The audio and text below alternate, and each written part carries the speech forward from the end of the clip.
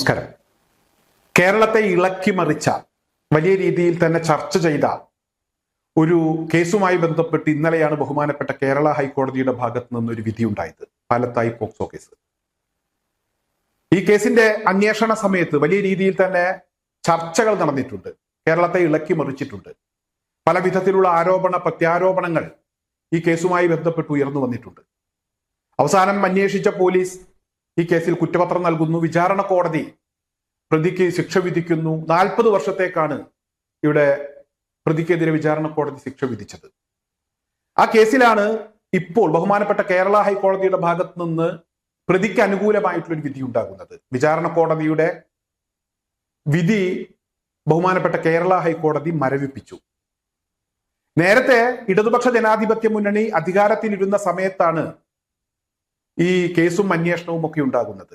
ആ സമയത്ത് K Shailaja teacher ഉൾപ്പെടെയുള്ള CPIM നേതാക്കന്മാർ പ്രതിക്ക് സഹായകരമാകും വിധം പ്രവർത്തിച്ചു എന്ന ആരോപണം ഉയർന്നു വന്നിരുന്നു. ഇപ്പോൾ ഇതാ ഭരിക്കുന്ന ടീം ഈ കേസിനെ ലാഘവത്തോടു കൂടി കണ്ടു. അതുകൊണ്ടാണ് പ്രതി രക്ഷപ്പെട്ടത് എന്ന ആരോപണവുമായി CPIM നേതാവ് കെ രാഗേഷും രംഗത്തെത്തിയിരിക്കുന്നു.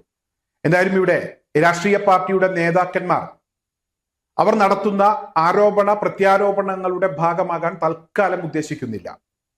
ഈ കേസുമായി ബന്ധപ്പെട്ട് ഈ കേസിന്റെ തുടക്കം മുതൽക്കേ ഞാൻ ഈ കേസ് നിരീക്ഷിച്ചു വന്നിരുന്നു. ഒരു ഘട്ടത്തിലും അഭിപ്രായം പറഞ്ഞിട്ടില്ല. കോടതി ആ കേസുമായി ബന്ധപ്പെട്ട് അതിന്റെ വിചാരണ നടക്കട്ടെ, കോടതി അതിലൊരു തീരുമാനം പറയട്ടെ, പോലീസ് അന്വേഷിക്കട്ടെ. എന്തായാലും കോടതി ഒരു ശിക്ഷ കുറ്റക്കാരനാണെങ്കിൽ വിധിക്കും എന്ന് തന്നെയാണ് ഞാൻ കരുതിയിരുന്നത്. അത്തരത്തിലൊരു ശിക്ഷാവിധി ഉണ്ടാകുന്നു. പക്ഷേ ഇപ്പോൾ ബഹുമാനപ്പെട്ട കേരള ഹൈക്കോടതി ആ ശിക്ഷാവിധി മരവിപ്പിക്കുന്നു. പത്മരാജന് ജാമ്യം കൊടുക്കുന്നു. പത്മരാജൻ ഇന്ന് പുറത്തിറങ്ങുമെന്ന വാർത്തകളാണ് പുറത്തു വരുന്നത്. എന്തായാലും ആരോപണ പ്രത്യാരോപണങ്ങൾ അതിന്റെ ഭാഗമാകാൻ തൽക്കാലം ഉദ്ദേശിക്കുന്നില്ല എന്ന് ഞാൻ പറഞ്ഞു. ബഹുമാനപ്പെട്ട കേരള ഹൈക്കോടതിയുടെ വിധിയാണ് ശരി എന്ന് തന്നെ ഞാനിപ്പോൾ വിശ്വസിക്കുകയാണ്. കാരണം ഈ കേസിന്റെ തുടക്കം മുതൽക്കുള്ള ചില കാര്യങ്ങൾ ഞാൻ കൃത്യമായി പരിശോധിച്ചിരുന്നു. അതുമായി ബന്ധപ്പെട്ട് ഉണ്ടായിട്ടുള്ള വാർത്തകളും ചർച്ചകളും ഒക്കെ കൃത്യമായി ശ്രദ്ധിച്ചിരുന്നു. കേസിനാസ്പദമായ സംഭവം ഉണ്ടായിട്ട് 2 മാസം കഴിഞ്ഞാണ് ഈ വിഷയത്തിൽ പരാതി ഉണ്ടാകുന്നത് എന്നതാണ് ഏറ്റവും പ്രധാനപ്പെട്ട ഒരു കാര്യം. മറ്റൊന്ന്, കോടതിയിൽ വിചാരണക്കെത്താത്ത ആളുകളുടെ മൊഴികൾ പോലും ജഡ്ജ്മെന്റിൽ രേഖപ്പെടുത്തിയിരിക്കുന്നു എന്നുള്ളതാണ്. അതുപോലെ കുട്ടിയുടെ മൊഴിയിലെ വൈരുദ്ധ്യം, അതുപോലെ ഒട്ടനവധി വിഷയങ്ങളുണ്ട്. പോലീസും ഈ കേസന്വേഷണ സമയത്ത് ഇത് രാഷ്ട്രീയ പ്രേരിതമാണ് എന്ന ഒരു കണ്ടെത്തൽ നടത്തിയിരുന്നു. പത്മരാജന്റെ രാഷ്ട്രീയവുമായി ബന്ധപ്പെട്ട് കൃത്യമായ വിയോജിപ്പുണ്ട്. പക്ഷേ ഈ വിഷയത്തിൽ രാഷ്ട്രീയം കൂട്ടിക്കലർത്താൻ എന്തായാലും ഞാൻ ഉദ്ദേശിക്കുന്നില്ല. കാരണം നിരപരാധിയാണെങ്കിൽ ഒരിക്കലും അയാൾ ജയിലിൽ കിടക്കരുത്. ആദ്യമേ പറയട്ടെ, 1000 അപരാധികൾ രക്ഷപ്പെട്ടാലും ഒരു നിരപരാധി പോലും ശിക്ഷിക്കപ്പെടാൻ പാടില്ല എന്നാണ്. അതുകൊണ്ട് തന്നെ തെറ്റ് ചെയ്തിട്ടില്ലെങ്കിൽ അയാൾ ജയിലിൽ കിടക്കരുത്. അയാളെ കുറ്റക്കാരനല്ലാതെ അയാളെ ശിക്ഷിക്കരുത്. കാരണം കുറ്റക്കാരനല്ലാതെ ജയിലിൽ കിടക്കേണ്ട ഒരു സാഹചര്യം ഉണ്ടായാൽ ആ മനുഷ്യന്റെ മാനസികാവസ്ഥ എന്തായിരിക്കും എന്നുള്ളത് നാം ഓരോരുത്തർക്കും ചിന്തിച്ചാൽ മനസ്സിലാക്കാവുന്നതാണ്. ഇനി ഇവിടെ എനിക്ക് പറയാനുള്ള പ്രധാനപ്പെട്ട ഒരു കാര്യം എന്ന് പറയുന്നത്, ദിനം പ്രതി നമ്മുടെ കൊച്ചു കേരളത്തിൽ എത്രയോ പോക്സോ കേസുകൾ രജിസ്റ്റർ ചെയ്യുന്നുണ്ട്. അതുപോലെ തന്നെ പീഡന കേസുകൾ. ഇവിടെ അന്വേഷണം നടത്തുന്ന ഈ കേസുകളുമായി ബന്ധപ്പെട്ട് FIR രജിസ്റ്റർ ചെയ്ത് അന്വേഷണം നടത്തുന്ന പോലീസ് ഉദ്യോഗസ്ഥന്മാർ പോലും പറയുന്നു ഇവിടെ ഈ ഒരു വകുപ്പ് പലരും ദുരുപയോഗം ചെയ്യുന്നുണ്ട്. അതിർത്തി തർക്കത്തിന്റെ ഭാഗമായി പോക്സോ കേസുകൾ ഉണ്ടാകുന്നുണ്ട്. അതുപോലെ തന്നെ ഇവിടെ ഭാര്യയും ഭർത്താവും തമ്മിലുള്ള ഒരു പിണക്കം, അത് പലപ്പോഴും പോക്സോ കേസുകളിൽ എത്തി നിൽക്കാറുണ്ട്. ഭാര്യയുടെ കൂടെയാണ് കുട്ടികൾ ഉള്ളത് എങ്കിൽ ആ കുട്ടികളെ സ്വാധീനിച്ച് അച്ഛനെതിരെ പരാതി കൊടുപ്പിക്കും, മുത്തശ്ശനെതിരെ പരാതി കൊടുക്കുന്ന കുട്ടികൾ, അത്തരത്തിലുള്ള ഒരുപാട് കേസുകൾ. അതുപോലെ തന്നെ അധ്യാപകനെതിരെ പരാതി കൊടുക്കുന്ന വിദ്യാർത്ഥിനികൾ. അതായത് ആർക്കെങ്കിലും ആരോടെങ്കിലും കടക്ക് തീർക്കാനുണ്ടെങ്കിൽ അവർക്കെതിരെ പോക്സോ കേസ് എടുപ്പിക്കുക.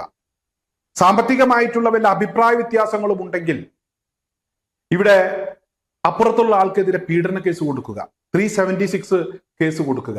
അത്തരത്തിലുള്ള ഒരുപാട് സംഭവങ്ങൾ ദിനംപ്രതി നമ്മുടെ കൊച്ചു കേരളത്തിൽ നടക്കുന്നുണ്ട്. പല കേസുകളും അതില്ലാത്തതാണ് എന്ന് അന്വേഷണ ഉദ്യോഗസ്ഥന് അറിയാം. പക്ഷേ സ്ത്രീയുടെ മൊഴി, കുട്ടിയുടെ മൊഴി, അതിന്റെ അടിസ്ഥാനത്തിൽ ഇവിടെ കേസെടുക്കുന്നു. പോലീസ് റിസ്ക് എടുക്കാൻ തയ്യാറല്ല, അന്വേഷണം നടത്താൻ തയ്യാറല്ല. കുട്ടിയുടെ മൊഴിയുടെ അടിസ്ഥാനത്തിൽ പ്രതിയെ അറസ്റ്റ് ചെയ്യുന്നു, കോടതിയിൽ ഹാജരാക്കുന്നു. കോടതി ഇവിടെ റിമാൻഡ് ചെയ്യുന്നു. അന്വേഷണം പൂർത്തിയാക്കി കുറ്റപത്രമൊക്കെ സമർപ്പിച്ചു കഴിഞ്ഞാൽ പിന്നീട് കോടതി ജാമ്യം കൊടുക്കുന്നു. അപ്പോഴേക്ക് 40-50 ദിവസം ഇവിടെ കുറ്റാരോപിതനായിട്ടുള്ള മനുഷ്യൻ ജയിലിൽ കിടക്കേണ്ടി വരുന്നു.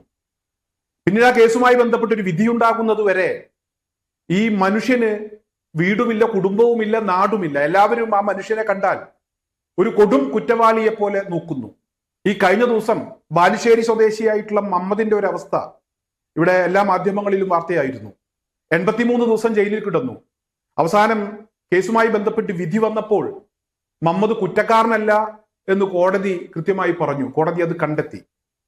കുട്ടിയും പറഞ്ഞു, മുത്തശ്ശി പറഞ്ഞതനുസരിച്ച് ഞാൻ പരാതി കൊടുത്തു, പരാതിയിൽ ഒപ്പിട്ട് കൊടുത്തു, എന്നെ അയാൾ ഒന്നും ചെയ്തിട്ടില്ല എന്ന് പറഞ്ഞു. അത്തരത്തിൽ ഒരുപാട് കേസുകൾ, അതുപോലെ തന്നെ ഒരുപാട് കേസുകൾ ഇവിടെ വിചാരണയൊക്കെ കഴിഞ്ഞ് വിധി പറയുന്ന സമയത്ത് ഇര വന്ന് കോടതിയിൽ പറയും തെറ്റിദ്ധാരണ മൂലം പറഞ്ഞതാണ് എന്ന്.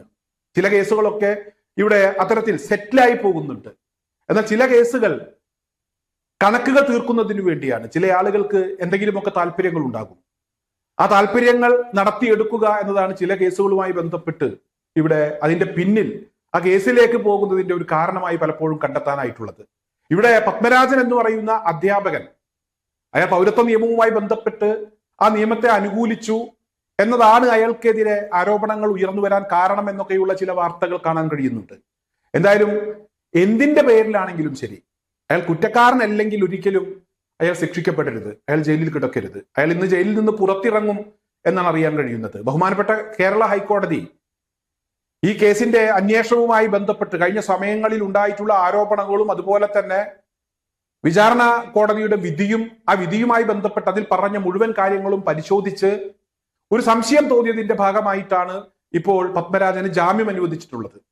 കേസ് അവസാനിപ്പിച്ചിട്ടില്ല. കേസുമായി ബന്ധപ്പെട്ട് അതിന്റെ വാദങ്ങളും അതുപോലെ തന്നെ മറ്റു തെളിവുകളും ഒക്കെ ബഹുമാനപ്പെട്ട കേരള ഹൈക്കോടതി പരിശോധിക്കും. പക്ഷേ പോക്സോ കോടതി ശിക്ഷ വിധിച്ച ഒരു കേസിൽ ഇത്തരത്തിലുള്ള ഒരു ഇടപെടൽ അത് അപൂർവമായിട്ടാണ് കാണാൻ കഴിയാറുള്ളത്.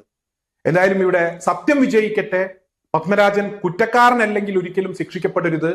അയാളുടെ രാഷ്ട്രീയത്തോട്, അയാളുടെ നിലപാടുകളോട് വിയോജിപ്പുണ്ട്. പക്ഷേ അയാൾക്കും കുടുംബമുണ്ട്, അത് അംഗീകരിച്ചേ മതിയാകൂ.